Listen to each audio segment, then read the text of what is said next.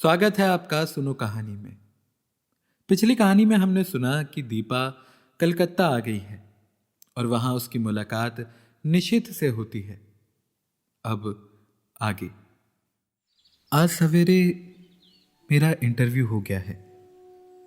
मैं शायद बहुत नर्वस हो गई थी और जैसे उत्तर मुझे देने चाहिए वैसे नहीं दे पाई। पर निशित ने आकर बताया कि मेरा चुना जाना करीब करीब तय हो गया है। मैं जानती हूं ये सब निशीत की वजह से ही हुआ है। ढलते सूरज की धूप निशीत के बाएं गाल पर पड़ रही थी और सामने बैठा निशीत इतने दिन बाद एक बार फिर मुझे बड़ा प्यारा सा लगा। मैंने देखा मुझसे ज्यादा वो प्रसन्न है। वो कभी किसी का एहसान नहीं लेता, पर मेरी खातिर उसने न जाने कितने लोगों का एहसान लिया। आखिर क्यों? क्या वो चाहता है कि मैं कलकत्ता आकर रहूं उसके साथ, उसके पास? एक अजीब सी पुलक से मेरा तन मन सिहर उठता है। वो ऐसा क्यों चाहता है? उसका ऐसा चाहना बहुत गलत है, बहुत अनुचित है। मैं अपने मन को समझाती हूं ऐसी कोई बात नहीं है। शायद वो केवल मेरे प्रति किए गए अन्याय का प्रतिकार करने के लिए ये सब कर रहा है। पर क्या वो समझता है कि उसकी मदद से नौकरी पाकर मैं उसे क्षमा कर दूंगी, या जो कुछ उसने किया है उसे भूल जाऊंगी? असंभव। मैं कल ही उसे संजय की बात बता दूंगी। आज तो इस खुशी में पार्टी हो जाए। काम की बात के अलावा ये पहला वाक्य मैं उसके मुंह से सुनती हूँ। मैं ईरा की ओर देखती हूँ। वो प्रस्ताव का समर्थन करके भी मन्नू की तबीयत का बहाना लेकर अपने को काट लेती है। अकेले जाना मुझे कुछ अटपटा सा लगता है। अभी तक तो काम का बहाना लेकर घूम रही थी, पर अब फिर भी मैं मना नहीं कर पाती। अंदर जाकर तैयार होती हूँ। मुझे याद आता है निशीत को नीला रंग बहुत पसंद था। मैं नीली साड़ी ही पहनती हूँ। बड़े चाव और सतर्क होकर अपना प्रसाधन करती हूँ और बार बार अपने को टोकती जाती हूँ। किसको रिझाने के लिए ये सब हो रहा है? क्या ये मेरा पागलपन नहीं है? सीढ़ियों पर निशित हल्की सी मुस्कुराहट के साथ कहता है, इस साड़ी में तुम बहुत सुंदर लग रही हो। मेरा चेहरा तमतमा जाता है, कनपटियां सुर्ख हो जाती है। मैं चुपचाप ही इस वाक्य के लिए तैयार नहीं थी। ये सदा चुप रहने वाला निशित बोला भी तो ऐसी बात। मुझे ऐसी बातें सुनने की जरा भी आदत नहीं है। संजय न कभी मेरे कपड़ों पर ध्यान देता है, न ऐसी बातें करता है, जबकि उसे पूरा अधिकार है, और ये बिना अधिकार ऐसी बात करे। पर जाने क्या है कि मैं उस पर नाराज नहीं हो पाती हूँ, बल्कि एक पुलकमय सिहरन महसूस करती हूँ। सच, संजय के मुंह से ऐसे वाक्य सुनने को मेरा मन तरसता रहता है, पर उसने कभी ऐसी बात नहीं की। पिछले 2.5 साल से मैं संजय के साथ रह रही हूँ। रोज ही शाम को हम घूमने जाते हैं। कितनी ही बार मैंने श्रृंगार किया, अच्छे कपड़े पहने, पर प्रशंसा का एक शब्द भी उसके मुंह से नहीं सुना। इन बातों पर उसका ध्यान ही नहीं जाता। ये देख कर भी जैसे ये सब नहीं देख पाता। इस वाक्य को सुनने के लिए तरसता हुआ मेरा मन जैसे रस से नहा जाता है। पर निश्चित ने यह बात क्यों कही?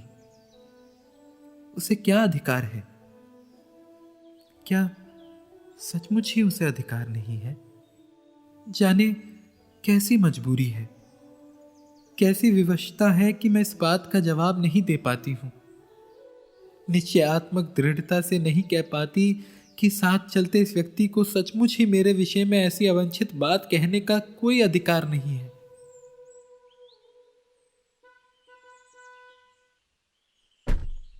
हम दोनों टैक्सी में बैठते हैं। मैं सोचती हूं आज मैं इसे संजय की बात बता दूंगी।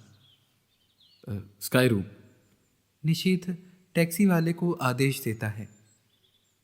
टुन की घंटी के साथ मीटर डाउन होता है और टैक्सी हवा में बातें करने लगती है।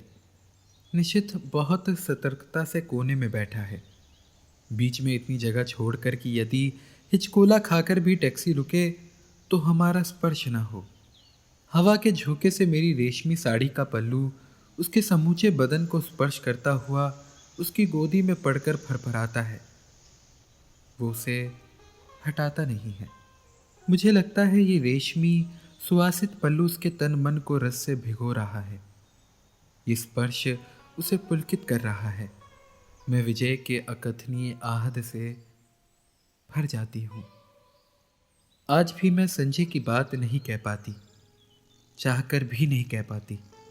अपनी इस विवशता पर मुझे खींच भी आती है, पर मेरा मुंह है कि खुलता ही नहीं। मुझे लगता है कि मैं जैसे कोई बहुत बड़ा अपराध कर रही हूं, पर फिर भी मैं कुछ नहीं कह सकी। ये निशित कुछ बोलता क्यों नहीं?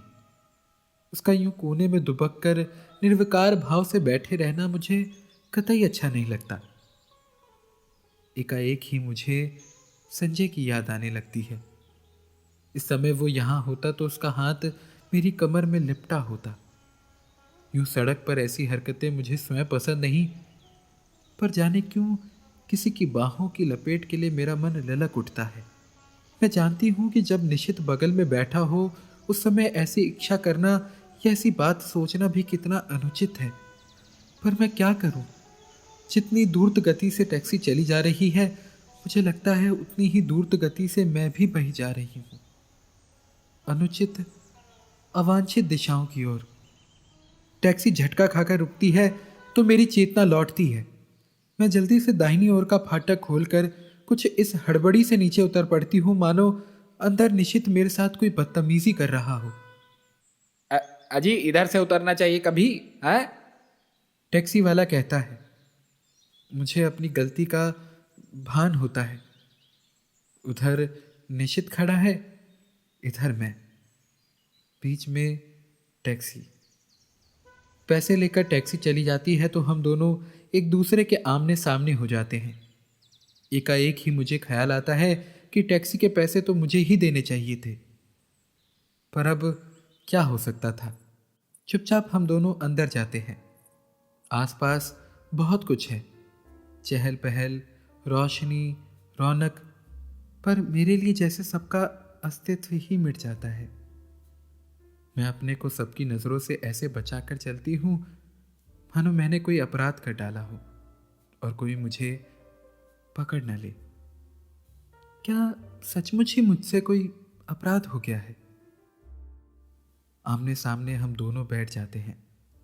मैं होस्ट हूं, फिर भी उसका पार्ट वही अदा कर रहा है, वही ऑर्डर देता है। बाहर की हलचल और उससे अधिक मन की हलचल में मैं अपने को खोया खोया सा महसूस करती हूँ। हम दोनों के सामने बैरा कोल्ड कॉफी के गिलास और खाने का कुछ सामान रख जाता है। मुझे बार बार लगता है कि निशित कुछ कहना चाह रहा है। मैं उसके होठों की धड़कन तक महसूस करती हूँ। वो जल्दी से कॉफी का स्ट्रॉ मुंह में लगा लेता है। मूर्ख कहीं का, वो सोचता है मैं बेवकूफ हूं। मैं अच्छी तरह जानती हूं कि इस समय वो क्या सोच रहा है। 3 दिन साथ रहकर भी हमने उस प्रसंग को नहीं छेड़ा। शायद नौकरी की बात ही हमारे दिमाग पर छाई हुई थी, पर आज अवश्य ही वो बात आएगी। ना आए ये कितना अस्वाभाविक है, पर नहीं, स्वाभाविक शायद यही है।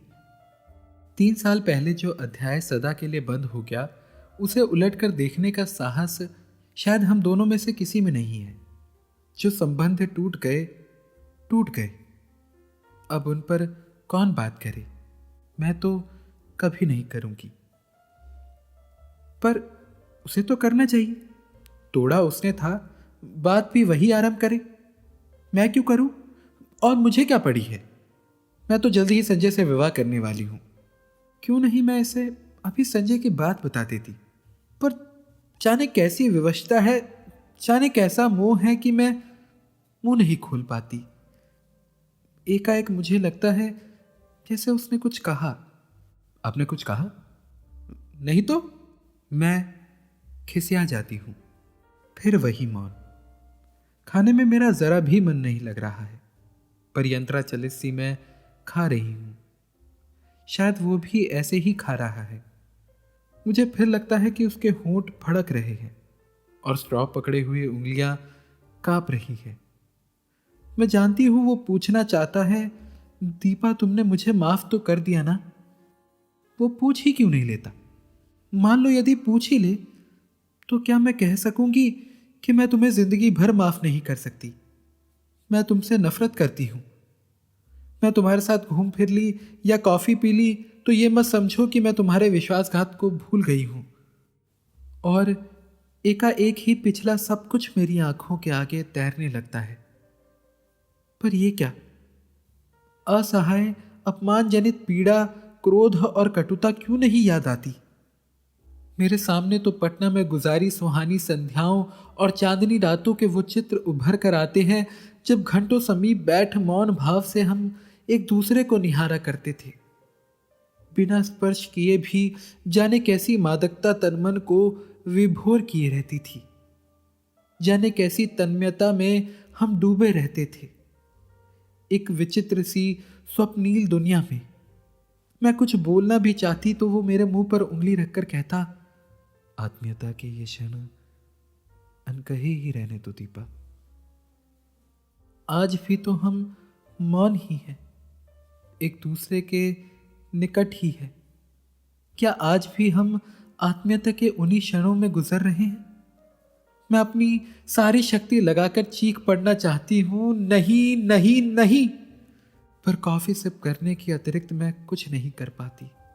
मेरा ये विरोध हृदय की न जाने कौन सी अतल गहराइयों में डूब जाता है। निशित मुझे बिल नहीं देने देता। एक विचित्र सी भावना मेरे मन में उठती है कि छीना झपटी में किसी तरह मेरा हाथ इसके हाथ से छू जाए। मैं अपने स्पर्श से उसके मन के तारों को झंझना देना चाहती हूं, पर वैसा अवसर नहीं आता। बिल वही देता है, मुझसे तो विरोध भी नहीं किया जाता।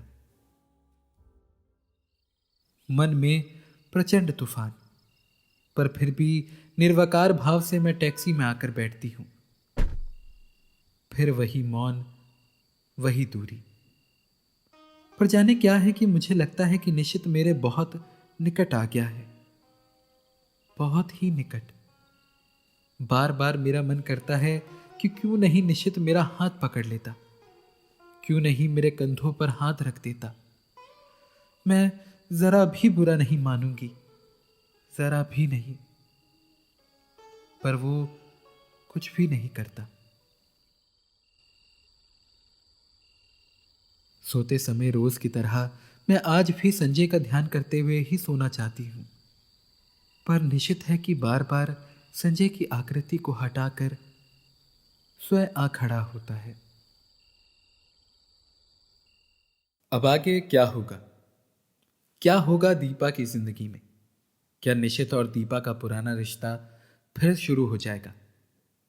क्या दीपा संजय को यूं ही भुला देगी? ये जानने के लिए इंतजार करिए अगले एपिसोड का। और साथ ही हमसे अपनी बात कहने के लिए या जुड़ने के लिए आप हमें फेसबुक और इंस्टाग्राम पर भी फॉलो कर सकते हैं। नीचे डिस्क्रिप्शन में लिंक है, आप जाइए और हमें वहाँ मैसेज करिए। और तब तक के लिए सुनते रहिए सुनो कहानी को। शुक्रिया।